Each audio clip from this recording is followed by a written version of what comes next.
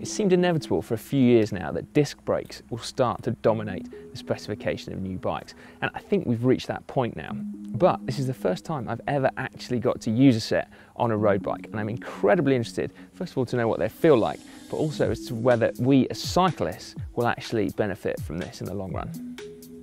Now, one area that seems slightly inconsistent at the moment amongst bike manufacturers is the methods to which the wheels actually attach to the bike. Now, on this Trek Domani, we can see something that's very familiar to a lot of mountain bikers out there, which is a through axle system. So instead of a quick release, you have to unscrew. So what you get is the whole axle coming out, and then the wheel just pops out like that.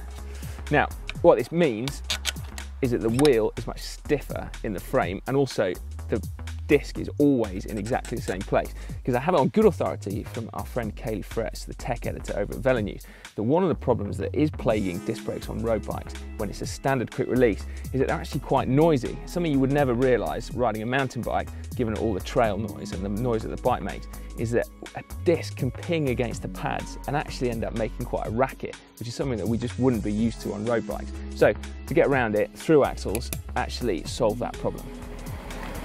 I think the first question to tackle with disc brakes is that of power. Now, they can make disc brakes as powerful as they want, but obviously on a road bike, there's a fairly limited amount of traction available to you. So my first impressions of it is that they're not necessarily more powerful than a rim brake. What you do get though is more modulation.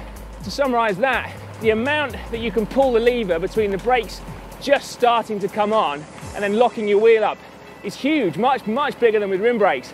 So you can get a much more control from that. Now, on a normal stretch of tarmac, that's probably not something that we're particularly bothered about, but if it's wet, that extra modulation is really going to play to your advantage and give you much more control of the bike. I think for me, the biggest thing is going to be that predictability in the wet. Now, if you live in a dry climate, and I envy you if you do, then it may be not such a big step forward in your braking performance.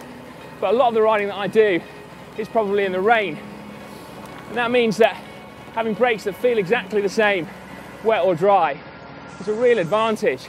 Now, I remember occasions in races where I'll be using carbon rims in the wet, and you pull your brakes on and nothing happens. Now, with discs, that's just not going to be a situation you get into. And for me, that's a massive plus point. Now, one thing I do find weird that I didn't think I would, given that I've spent a lot of time on mountain bikes with disc brakes, is the aesthetics of it.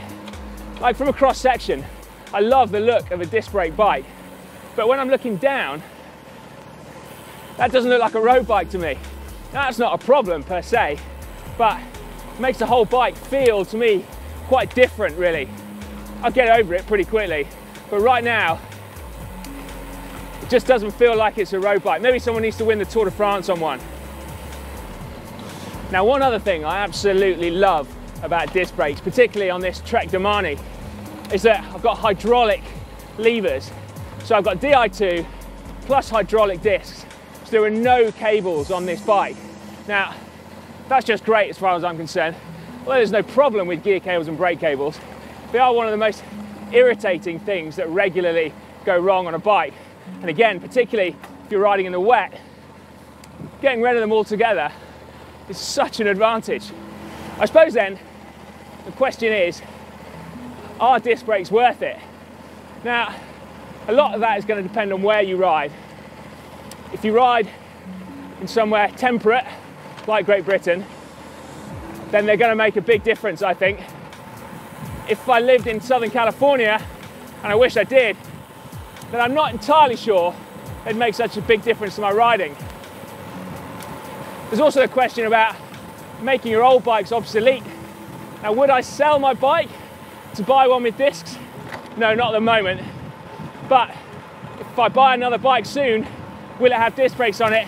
Absolutely, I'll make a point of doing it.